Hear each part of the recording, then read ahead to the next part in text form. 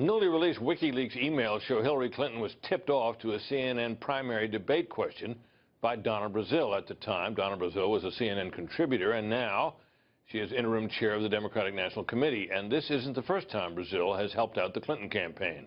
Fox News chief national correspondent Ed Henry has the story.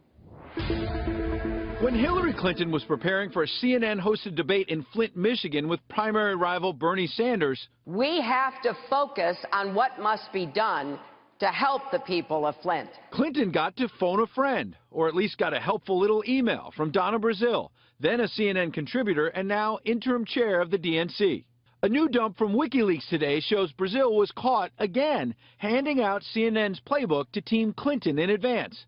In an email the night before the March debate, Brazile told John Podesta that Clinton would get a question from someone personally impacted from the Flint water crisis, saying, quote, her family has lead poison and she will ask what, if anything, will Hillary do as president to help the people of Flint. Then, at the CNN debate, Clinton got this question. After my family, the city of Flint, and the children in D.C. were poisoned by lead.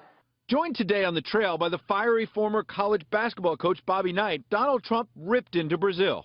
She should be fired from the DNC. By the way, could you imagine if I did that? Bobby, what would happen to me if I did that? Electric chair, I think. The electric chair. If I did that, can you imagine? Trump was referring to what is now a litany of evidence of coziness between Brazile and the Clinton camp while she was at CNN. In a previous WikiLeaks release, Brazile was accused of handing out another question to the Clinton camp ahead of a CNN town hall. From time to time, I get the questions in advance, Brazile wrote to Podesta. In the body of the email was a long question about the death penalty that Brazile was concerned about and ended up getting asked of Clinton, basically word for word. Even though Brazile tried to deny to Fox News that CNN ever gave her access to the questions. How did you get that question, Donna? Well, Kelly, since I play straight up, and I'll play straight up with you, I did not receive any questions from CNN. CNN itself blamed its partner in the town hall, TV One, for sharing that death penalty query. But the Flint debate was hosted by CNN exclusively. So today, the network issued a news statement saying Brazile resigned from her role as contributor back on October 14th. It went on to say, quote, CNN never gave Brazile access to any questions. We are completely uncomfortable with what we have learned about her interactions with the Clinton campaign while she was a CNN contributor. Meanwhile, Fox News has learned that billionaire Sheldon Adelson has just committed a stunning $25 million to a super PAC controlled by the Ricketts family in Chicago that's hitting Hillary Clinton with corruption ads, a massive number in the final week. This may help Republicans down ballot, but also is a sign that some big money Republicans who doubted Trump are betting big that as these revelations pile up, maybe he can actually win. But we should also point out, money is not everything, Britt, as you know better than anyone. Jeb Bush and a whole bunch of other candidates found out tens of millions of dollars don't always make it. Trump was the guy that had all the money, didn't spend much of it, won anyway. Exactly. Thanks, Ed. Nice to see you. So, is letting Donna Brazile go, as CNN has now done, enough to resolve the matter? Let's ask Joe Concha, who covers the media for the Hill newspaper. He joins us from New York. Joe, what do you think? What do I think? I think that we need to explain this a little bit, Britt, as far as Donna Brazile's role at CNN at the time as a contributor. She was not a moderator for any of these debates or town halls. She was not involved in the debate prep in any capacity. That means that somebody within CNN, within that organization, had to feed her, a willful conduit, if you will, that information, those questions that then went to the Clinton campaign. As Ed pointed out in his package, the subject header she had in one email to Podesta, from time to time.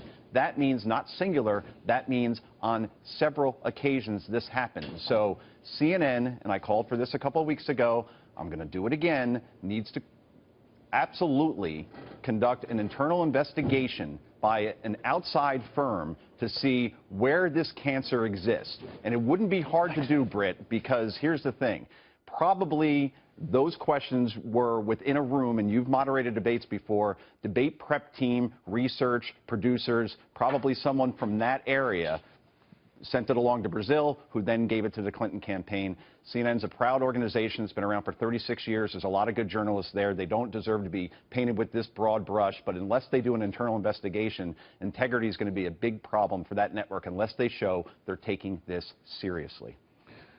Joe, do you think this says anything about the practice that's now common on all the cable news channels and perhaps some other news organizations as well, is having as part of your sort of stable of talking heads people who are not journalists, who are really only tangentially associated with your news organization, and who may have partisan purposes, partisan attachments, and so on. And they're kind of in your midst all the time. Is this in part what that's all about? I think it's a great point, Britt, that you're begging for a conflict of interest when you have Donna Brazile, in this instance, on your payroll. Remember, she wasn't head of the DNC at the time. She was number 2. She was vice chair. And only when Debbie Wasserman Schultz had to resign at the end of July during the DNC after it was exposed that she was working against the Bernie Sanders campaign, Brazile took over. But when you think about it, should she have ever been on the air in the first place where she could be compromised, where she has access to information and people that she could pass along to the Clinton campaign? Obviously, she was rooting for that campaign to win based on the emails that we're seeing. So, yes, I would hope that in the future, Britt, when we look back in this campaign and all the media malfeasance that we've seen, that we really, as any cable network, whether it be CNN, Fox, MSNBC, doesn't matter, say, you know what, we got a lot of good reporters out there, tons of good pundits. We don't need to hire people from the DNC or the RNC to act as pundits because we're only asking for trouble. Yeah, and I think that goes to a certain point here, and that is that there are people who have partisan leanings who appear on these channels, but she was in a particularly unusual category in that she was a senior official, though not the chairperson, not the chair, but she was a very senior official at the DNC. At the same time, she was being paid by a news organization.